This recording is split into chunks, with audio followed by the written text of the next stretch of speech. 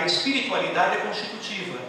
E quando a gente fala de uma visão existencial, existem grupos que podem achar que a realidade, terminando a vida, ela sendo terminal, ali cessa tudo, a gente pode apressar. Nunca vou esquecer que eu tive um tio que morreu ainda 60 e poucos anos com câncer, e eu fui no hospital público, ele estava numa enfermaria do SUS, e passando muito mal, faltando oxigênio, e consciente. E eu cheguei, e a minha tia disse, ele está partindo, chega o médico na hora, o médico diz, aí seu José, está terminando, né? Daqui a pouco termina. Aí eu chamei o médico do lado. Onde é que o senhor se formou? Que universidade? O pior é que era onde eu morava ainda. Eu disse, eu conheço sua mãe, é minha paroquiana. Vamos conversar um pouco? O senhor viu o que o senhor acabou de fazer? Um homem que está... Eu vou rezar, e vou rezar mesmo, para que o senhor não tenha um médico assim na hora que o senhor estiver indo embora. Porque ninguém tem o direito de informar tirando a esperança do outro. O que o senhor fez, o senhor me desculpa, eu lhe desculpo, mas espero que a vida não lhe ensine outras coisas. Porque é muito grave o que o senhor fez. E um médico bom, mas despreparado para lidar com a terminalidade. Isso não é um problema só de teologia e filosofia. Em outras áreas, isso também é muito pesado. Pois bem, vamos ver se tem um outro livro. Tem, Os Novíssimos na Teologia Contemporânea. Agora estamos em 1957. Olha, ele morreu em 1988. E cada ano passa escrevendo um livro, mas não se preocupem que antes da meia-noite eu termino. Nesse texto é que ele vai falar da descosmologização e da concentração escatológica que eu já comentei. Então nós ganhamos um aqui, podemos ir para adiante.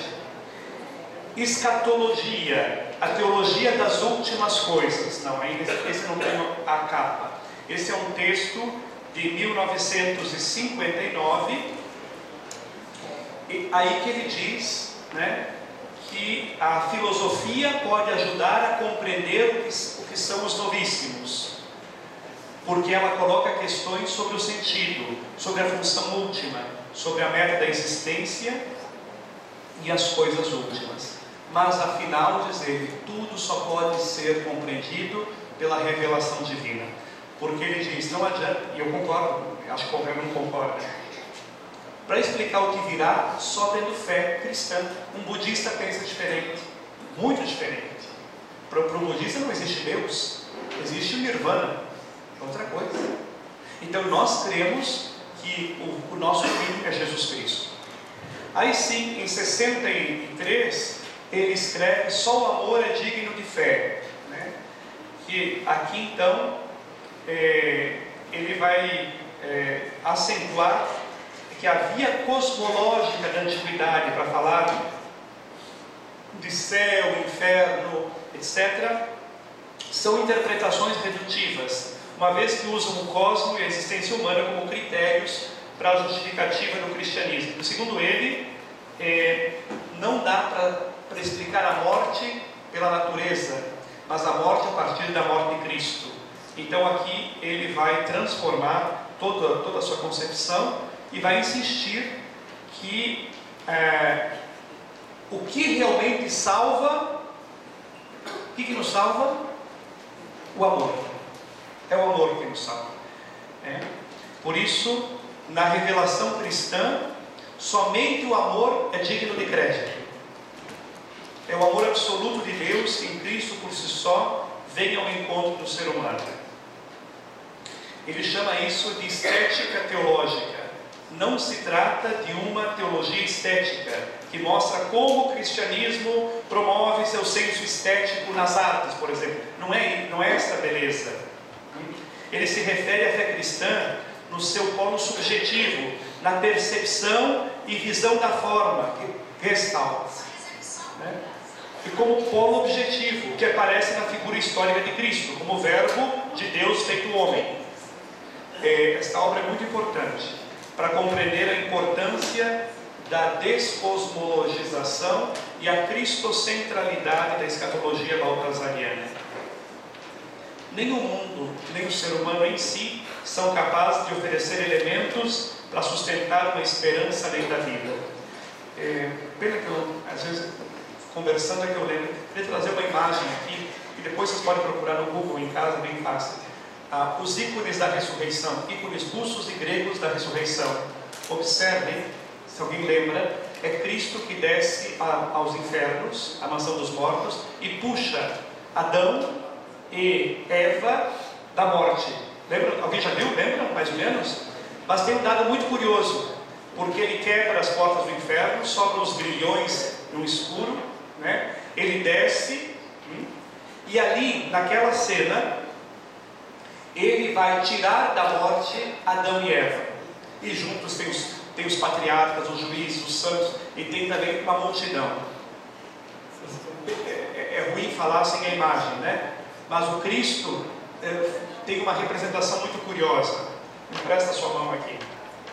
Ele não puxa Adão e Eva assim, porque se eu puxar assim, o que acontece? Ele pode soltar, depende dele também. Se ele não segura a minha mão, ele pode largar. Como é que o Cristo é representado? Ele puxa no pulso. O pulso é a fonte da vida. Mas também o pulso não depende se ele quer ou não quer, ele vai vir para a ressurreição. Se você não quiser, ressuscitam mesmo. Essa experiência mostra que a ressurreição não depende de nós, em nada. E aqui eu vou chegar num ponto bastante polêmico. Nenhum de nós tem mérito suficiente para ressuscitar. Nem a Madre Teresa de Calcutá, nem a Irmã Dulce. Se o Cristo não agir, ninguém ressuscita. A ressurreição não é mérito, é graça. E graça de graça. Por isso aqui, só o amor. Que amor é esse? Claro que é o amor que nós oferecemos, mas acima de tudo é o amor de Deus que não nos quer ver mortos, não nos quer ver no Sheol. Podemos usar uma imagem do Antigo Testamento.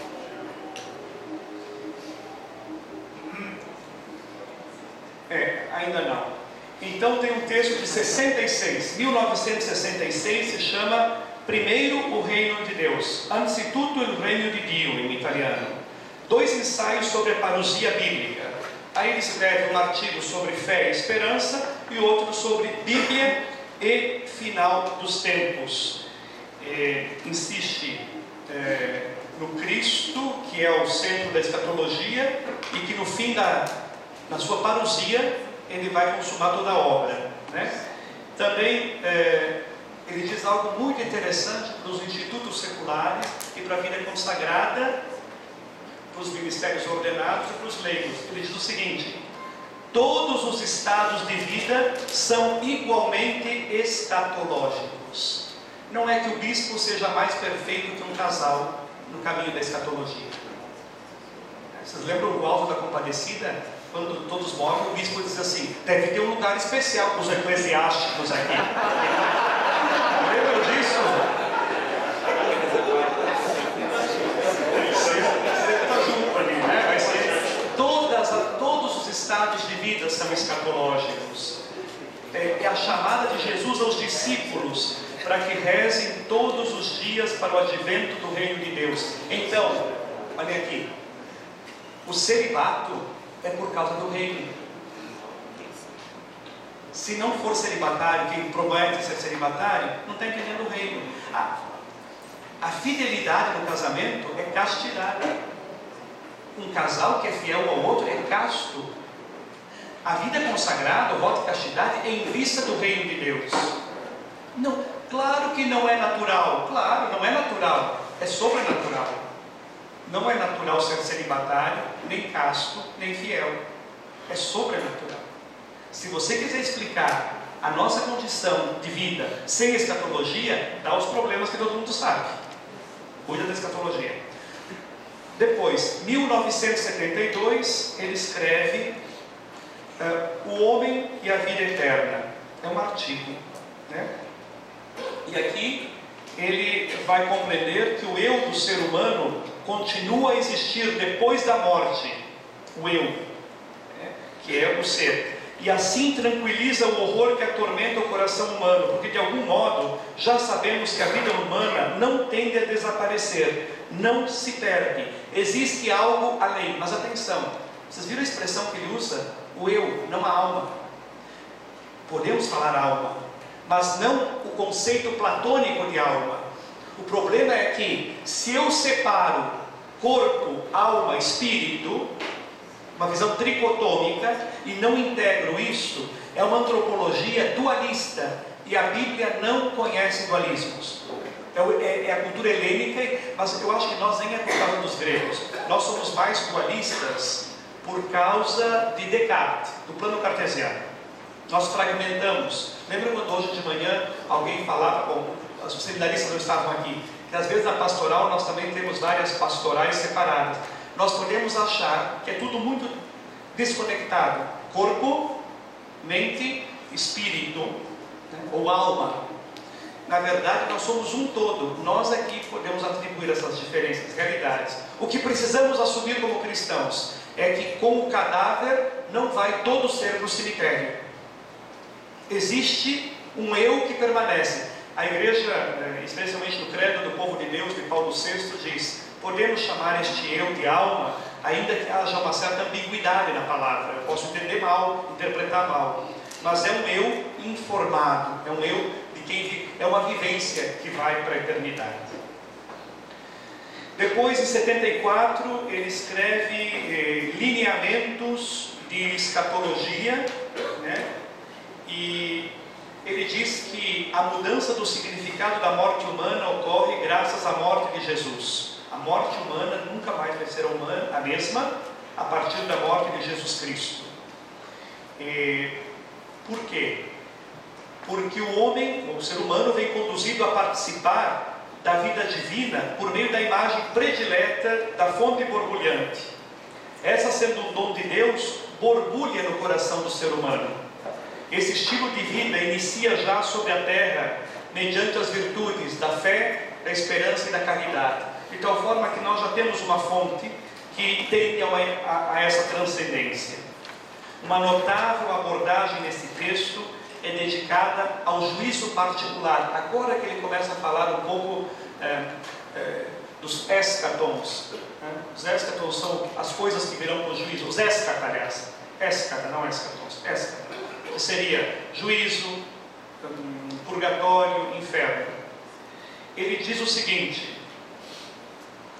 esse juízo, existe nele a real possibilidade de salvação ou de perdição do ser humano. Tudo depende da disposição com a qual o ser humano se apresenta no juízo. Para ele são duas possibilidades. A primeira, a partir de Paulo, que recorda a imagem de uma construção de ouro, prata e pedras preciosas, isto é, disposição de perfeito desinteresse de si, para não perder o eu, mas para o seu dever totalmente compenetrado na incandescência do sentido que orienta o divino processo unutrino. Entenderam? A segunda imagem que ele usa é uma construção de madeira, edificada em honra do próprio eu. Então ele diz: ouro, prata e pedras preciosas é quando eu construo o meu eu, não focado sobre mim, mas sobre o outro. Então eu construo alguém digno da escatologia, digno, belo e eterno. Mas se eu construo o meu eu só pensando nessa autorreferencialidade, é um eu de madeira, não tem futuro. Para ele vai comparar isso.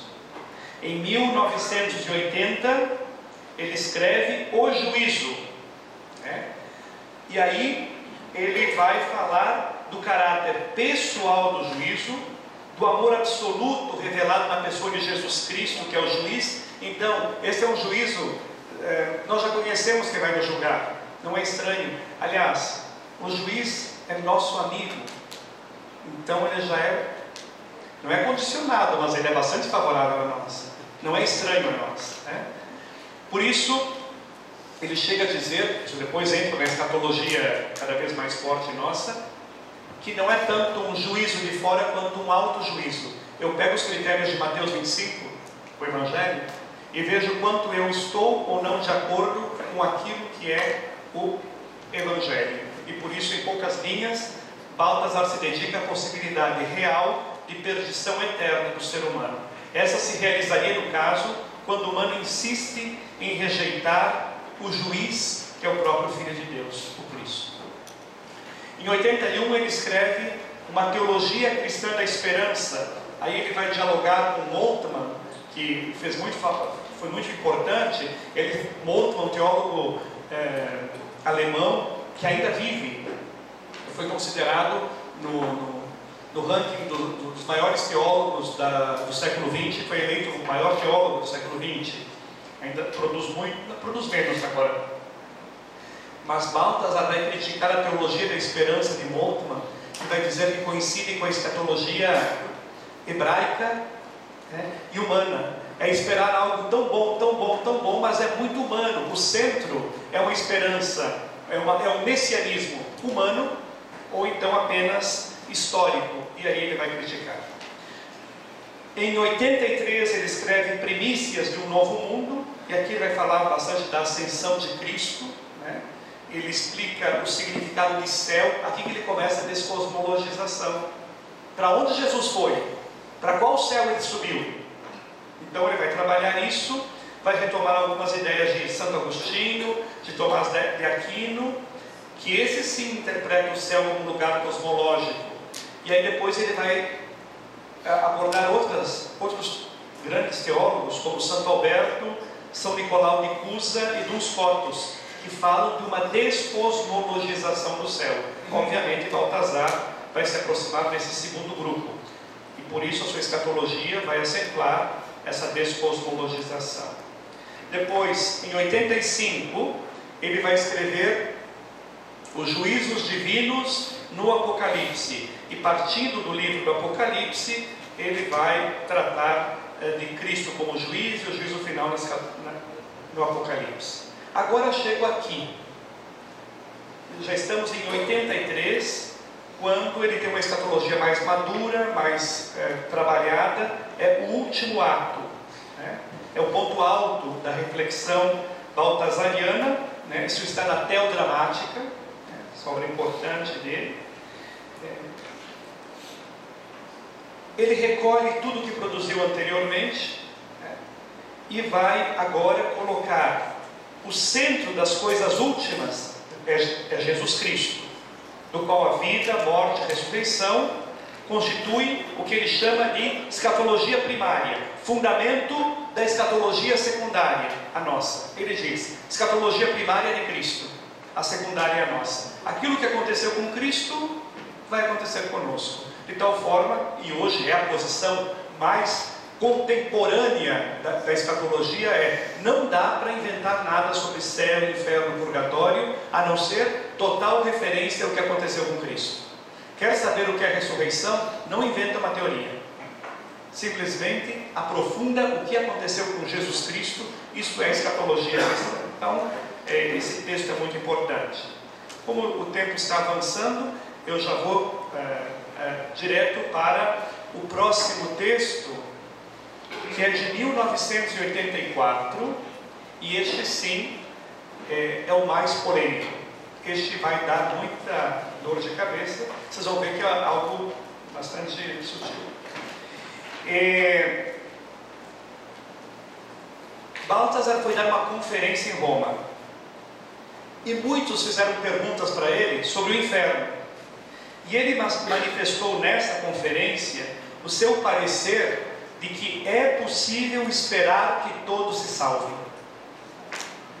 Emergiram então diversas deformações, até sobre o que ele teria dito. Alguns divulgaram em jornais que o teólogo teria sustentado que o inferno está vazio. Começou um momento muito difícil na vida de Baltasar. A análise dos dados bíblicos do ensinamento da igreja permitem a Baltasar formular a afirmação-chave da sua teologia sobre o inferno. Mas aqui não está escrito, mas é também influência da mística. Adriele também insistia muito nisso. Olha o que ele sustenta. Deve-se considerar absolutamente a importante e real possibilidade de alguém perder-se eternamente. Isso é a noção do inferno. Porém, diz ele, ninguém pode dizer e nem saber com certeza se alguém está no inferno. Quem é que está no inferno? A igreja já proclamou que Judas está no inferno? Nunca proclamou ninguém que está no inferno. Proclamou, declarou quem nós dizemos que está na beatitude, quem está diante de Deus, os santos. Por isso, ele diz, aí ele decora, é possível esperar, aqui no texto que eu coloquei em itálico, esperar que pela graça de Cristo não esteja ninguém no inferno. Nós deveríamos desejar que ninguém fosse para lá. É isso que ele quer dizer. Esperar não significa saber. Para ele, não se deve se esforçar tanto em descrever uma forma objetiva sobre como é o inferno em si, mas se deve, ao contrário, tratar esse mistério de maneira mais existencial, até que se torne algo importante para cada pessoa e que possa ser considerado individualmente.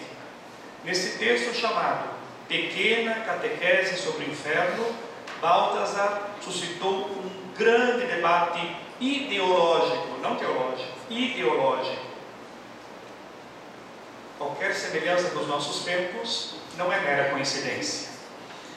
Justamente partindo da afirmação sobre a possibilidade de esperar que todos os homens possam ser salvos, alguns teólogos viram isso como um modo diferente de exprimir a apocatástase já condenada no tempo de Orígenes, que Orígenes sustentava que no final de tudo, para Cristo ser tudo em todos, o inferno deveria ser aniquilado. Porque eles diziam, como pode Deus que ama infinitamente permanecer tranquilo diante de um inferno infinito? Se alguém vai estar no inferno para sempre, como Deus pode permanecer na sua infinita bondade? É uma artimanha aqui, é uma armadilha na reflexão. Bom, ele ficou tão preocupado, né? Não poucas vezes essa esperança foi acolhida com o desejo de alguns ver o inferno vazio. As principais vozes críticas foram publicadas em revistas, mas essas críticas não ficaram sem resposta de Balthasar. Eu não ia trazer as obras de Balthasar, até porque elas são bem volumosas. Eu só trouxe aqui esta obra que é Esperar por Todos. Por acaso eu acho que tem a imagem dela aqui. Sperare per tutti. Eu sempre uso italiano, mas naturalmente ele escreveu em alemão.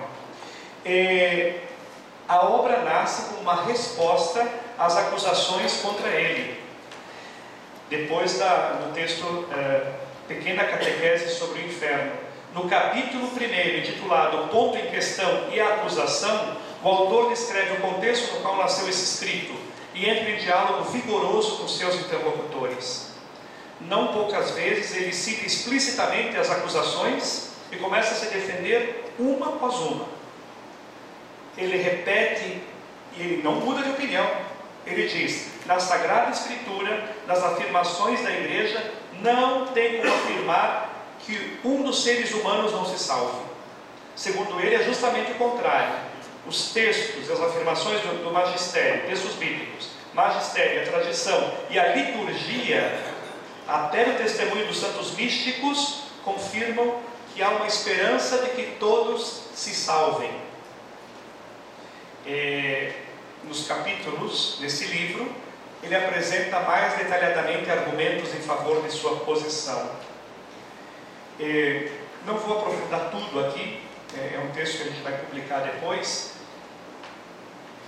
A síntese é essa: em si não se pode saber com segurança se todos se salvarão, mas igualmente não há segurança de que nem todos se salvarão.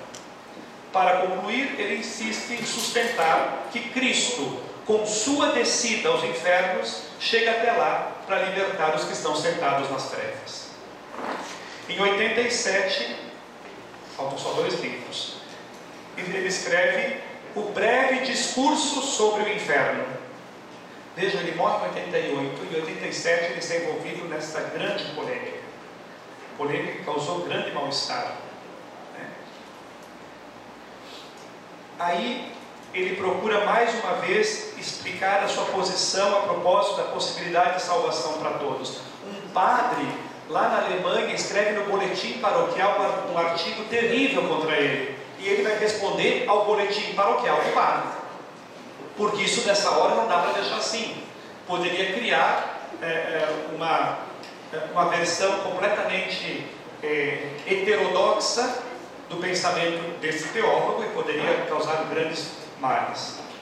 E aí ele diz o seguinte, que a Bíblia contém muitas palavras que permitem sustentar a esperança da salvação do ser humano, porque não se pode saber com certeza que número concreto de seres humanos se encontra no inferno.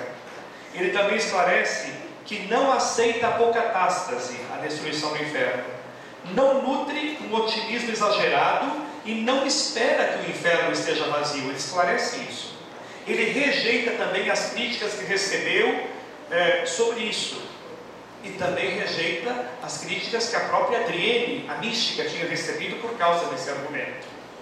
Ele se questiona sobre quais sentimentos teriam os seres humanos salvos do céu se o inferno estivesse cheio de pessoas. Para esclarecer o problema, ele parte da parábola do rico avarento e do pobre Lázaro, e em seguida recupera alguns textos do Antigo Testamento referentes ao fim, e examina as diversas posições dos teólogos ao longo da história, especialmente relativas à questão da natureza e das condições da glória daqueles que foram salvos. Definitivamente a questão colocada não tem resposta explícita da parte de Baltazar, mas no contexto é possível compreender seu propósito. Abre aspas. Os salvos não poderiam permanecer indiferentes a essa situação dos condenados, isto é, permanecer no céu sabendo que há tanta gente no inferno. Fecha aspas. É a posição dele. O pequeno texto é concluído com um capítulo com um título provocativo. Aí ele provocou: o dever de esperar por todos. Por quê? Ele não se limita a dizer que pode ocorrer, mas se deve esperar que todos se salvem.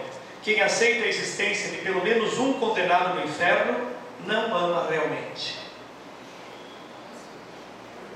Se você deseja o ódio para alguém, se você deseja que alguém se condene, você não ama.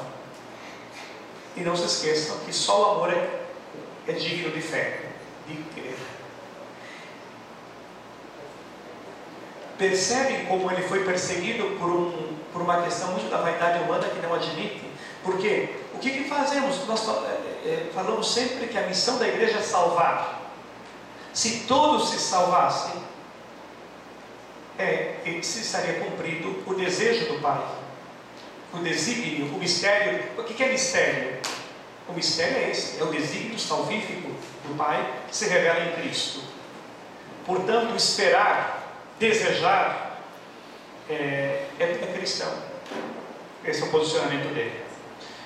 88, o último livro, é Apocatástase. Ele é um apêndice do Esperar por Todos, está aqui. Foi apresentado numa conferência proferida por ele em Trier, na Alemanha.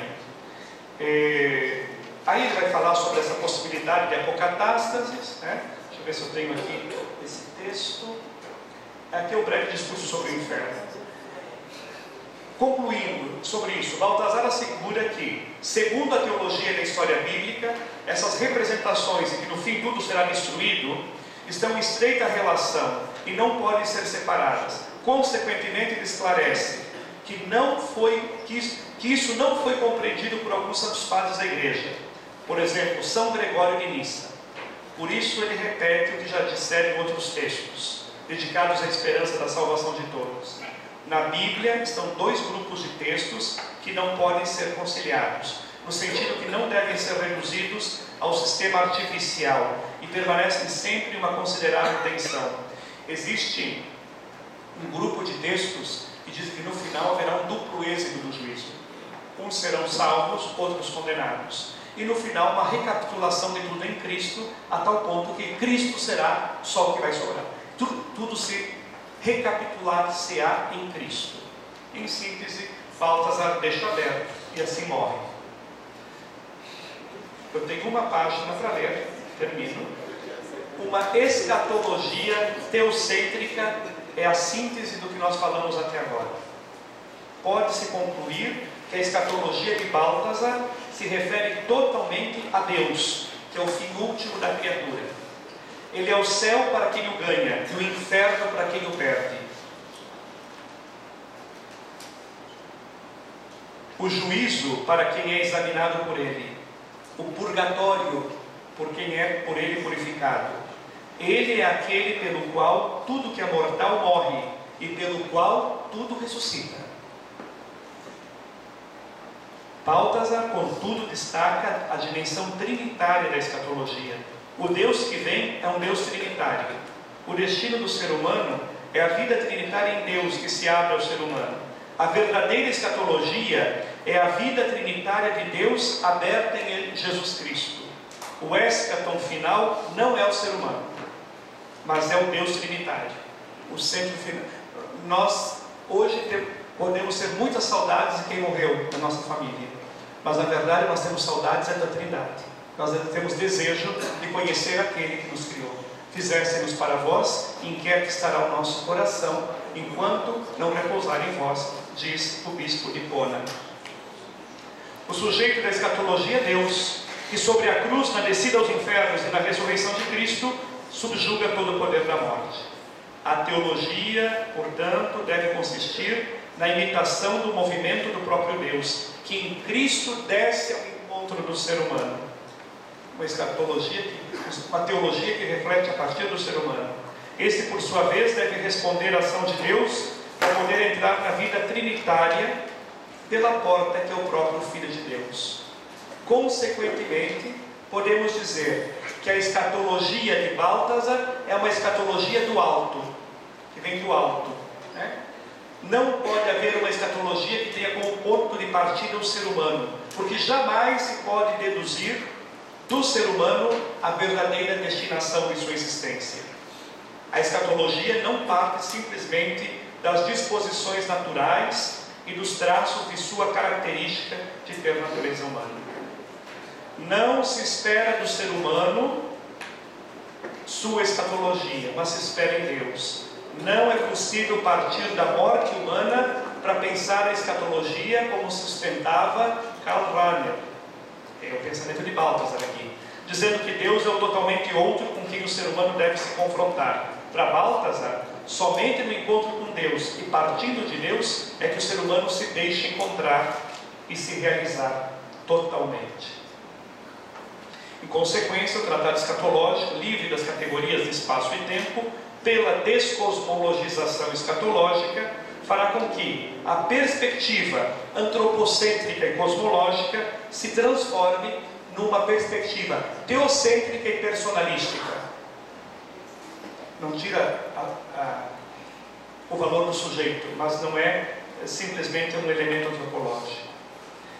Na escatologia permanece sempre o raciocínio teológico que trata do ser humano. Pode-se dizer que a vida do ser humano sobre a terra possui um fim, a morte, que na realidade é um fim que consiste no encontro com a pessoa de Deus, uno e trino, que em Cristo vem ao encontro do ser humano. Mais concretamente, o fim consiste em viver na relação perfeita com Deus, no ser introduzido na vida trinitária. Muito obrigado pela assistência de vocês.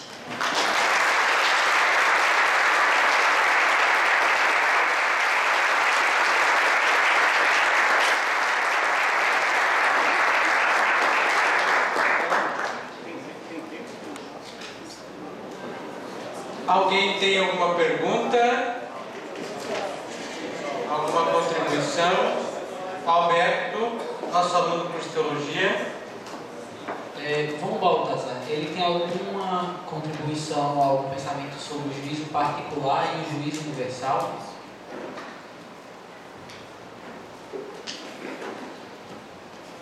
Tem, eu não esqueci de falar. É o seguinte, ele analisa os dois juízos e ele diz que é um juízo só. Ele não está preocupado com aquilo que nós estamos preocupados, com a espécie de cronologizar, né, que pela escatologia tradicional nós dizemos que na hora da morte vem o juízo individual e que só na parousia virá o final. Ele diz que é um juízo só, que é particular, mas que tem as duas modalidades. Ele não integra, mas ele não separa. Em que sentido? Existe uma dimensão minha em relação a tudo que existe e eu faço parte de uma relação muito maior. Existe um texto para ele só sobre os juízos.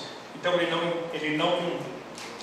ele diz que não são dois juízos, mas também tem que interpretar o que ele quer dizer. Também a igreja não diz que são dois juízos. É um juízo com uma dimensão particular e a outra universal. Não tenho receio de questões de escatologia que eu possa, não sei se eu sei ajudar em tudo, mas se puder ajudar na compreensão disso. E por favor, se alguém da Assembleia, não os seminaristas, os outros, quiser sair, eu sei que trabalhamos o dia inteiro, talvez tenha que descansar um pouco antes. Os seminaristas também trabalharam, mas para aguentar que amanhã é sábado. Não, só porque se tiverem dúvida, tem aula amanhã? Não, então tranquilo. Não, se alguém tem alguma questão de escatologia, é uma área que eu gosto. Morte, purgatório, céu e inferno, eu gosto.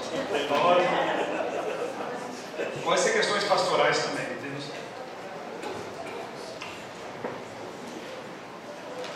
O senhor falou a partir da antropologia bíblica que não há essa dualidade, corpo e alma. Então, como entender, por exemplo, aquela expressão do catecismo que fala da morte como separação entre alma e corpo? Eu fui durante 12 anos professor de antropologia teológica. Eu levava 3 meses para convencer os seminaristas que não tem essa separação, porque se continuar nessa separação, nós não somos cristãos. O catecismo diz que a expressão separação corpo e alma quer dizer, morre o cadáver, mas subsiste um eu. Está lá no credo do povo de Deus.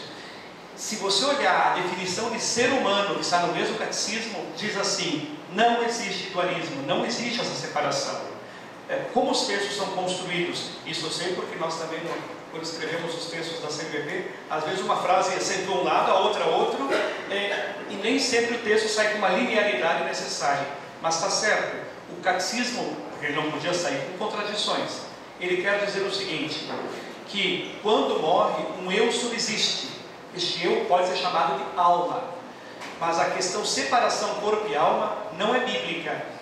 E nós não, tenha muito cuidado, porque é interessante, várias pessoas, vários alunos me falaram isso, acentuaram este ponto e não leram a antropologia. Você interpreta a morte conforme você interpreta o que é o ser humano. E separando corpo e alma, nós vamos separar o que não pode ser separado, que é a dimensão histórica da questão existencial, a questão espiritual da questão bem concreta material.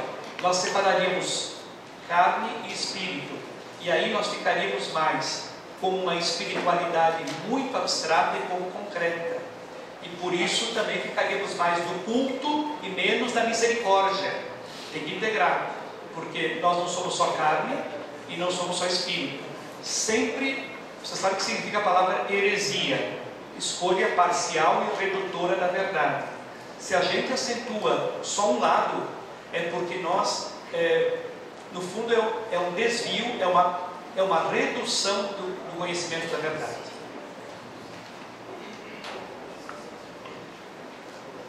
Mais ninguém? Bruno?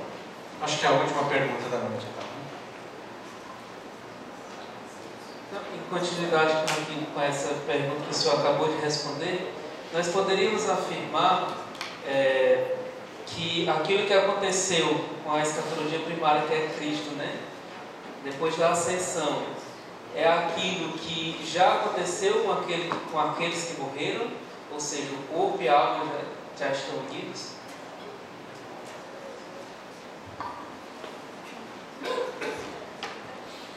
Muito obrigado por todas as questões, mas aqui começa questões que a gente começa realmente a perceber o que nós compreendemos. Segundo a fé católica, não vai ser igual à fé ortodoxa nem a protestante, nós cremos que nós devemos esperar a ressurreição final, porque precisa ter novos céus e nova terra.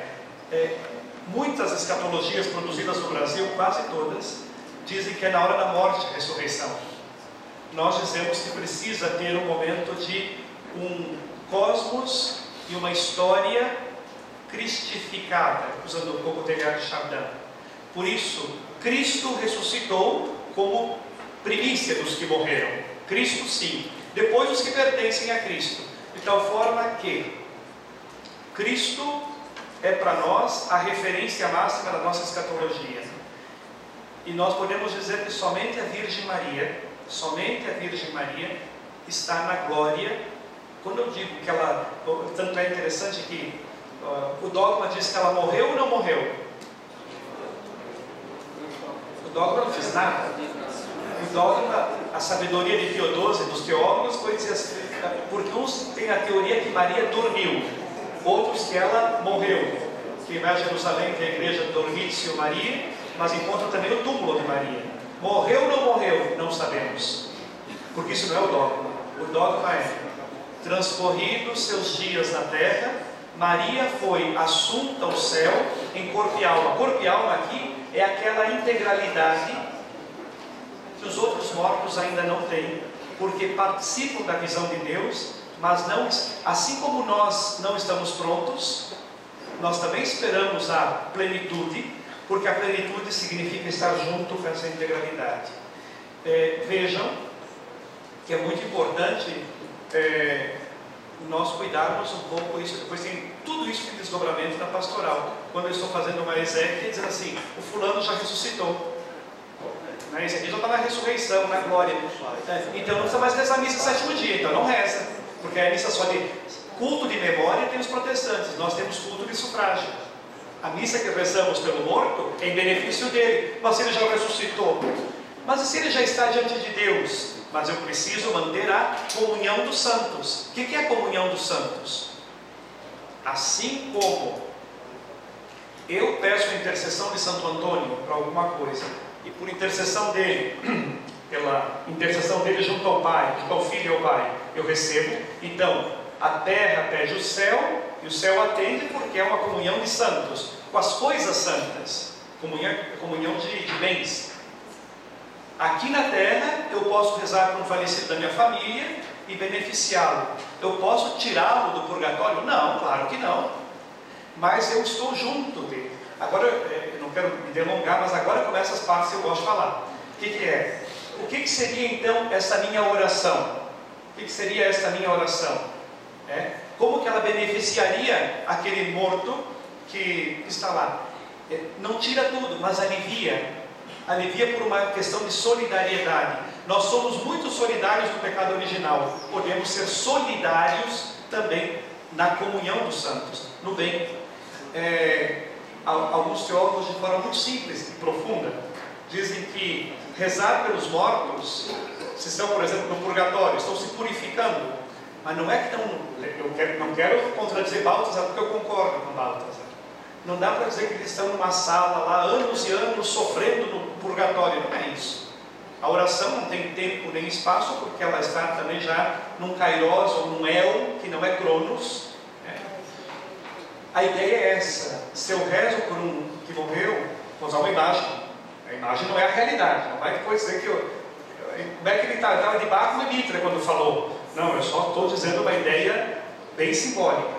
Pode ser o seguinte: a oração em favor dos mortos é como quando a gente é jovem. Eu fiz muito disso. Andando de bicicleta, aprendendo a andar, cai, esfola tudo, né? Tira tudo arranhado em casa, tudo, né? Aquelas feridas.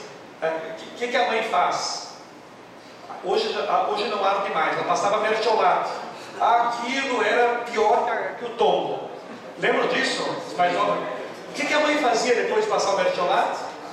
Soprava para tirar um pouco essa dor. A oração é o conforto que nós damos para quem está lá. Algumas imagens do purgatório são muito bonitas. É a Virgem Maria com o menino Jesus e os santos derramando água, não para apagar o incêndio, mas para refrescar. É aquilo que o rico Epulão pede que Lázaro faça, que alivia um pouco o sofrimento. Então tem função. E claro, toda oração da igreja sempre é sufrágio por aqueles que morreram. Deixa eu só dar uma ideia muito bonita que eu gosto de purgatório, que é tirada de um teólogo latino-americano que já faleceu, que trabalhava com universitários. Ele tinha que ter imagens muito capazes de falar para um público muito exigente.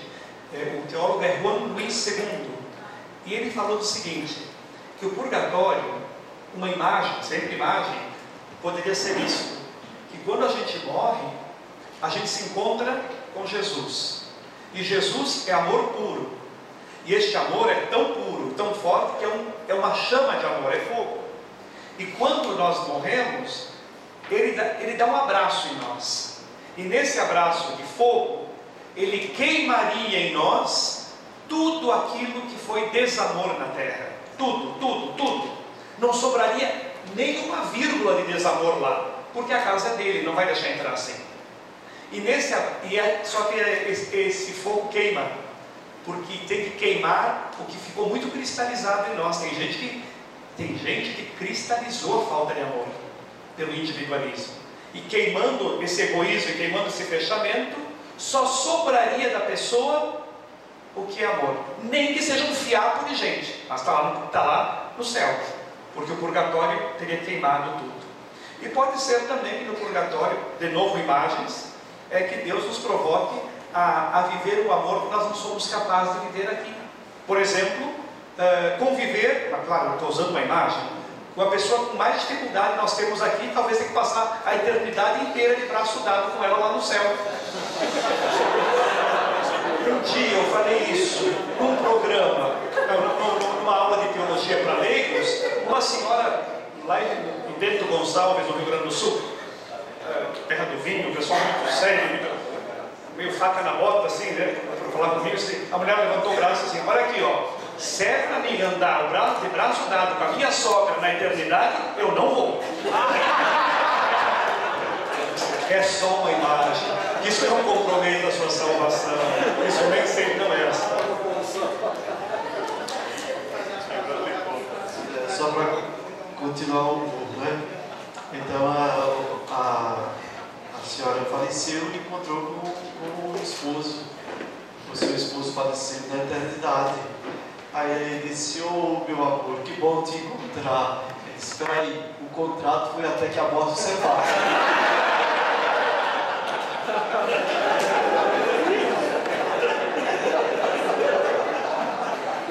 Então, com essa alegria tão saborosa,